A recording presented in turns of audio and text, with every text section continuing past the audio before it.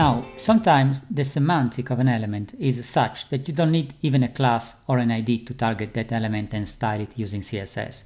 For example, in this page we have a header and we have a footer. Now, the tag footer by itself tells us what this section of content is all about. So in order to style this, for example, we don't need to add a class to the footer element. So let's remove for a second the create class from the copyright div. And let's decide that we want to apply a color to the footer.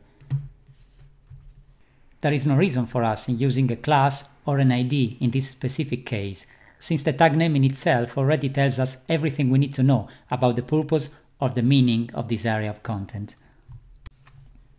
We can just target the element, for example, and sometimes it's much easier and it's just everything you need. So how do you target an element without using a class or an ID? It's actually quite simple. You just need to write the name of the tag. In our case, footer, and then again, open the declaration block and write the properties that you want to be changed in that element.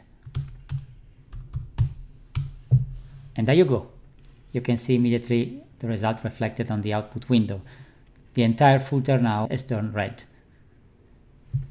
Now, the drawback when using an element selector is that that style will be applied to all of the elements that use that tag. That means that in your page, for example, you can have different sections, and each section can have a header and a footer.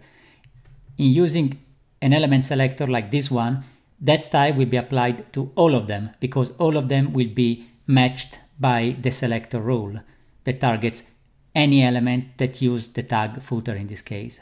So you need to be aware of when it's relevant and when it's better to use a class selector, for example, that you can add or remove from the elements so you can target specific elements, or when you want to apply your rule to all of the elements that share a specific tag. And that's how you write an element selector.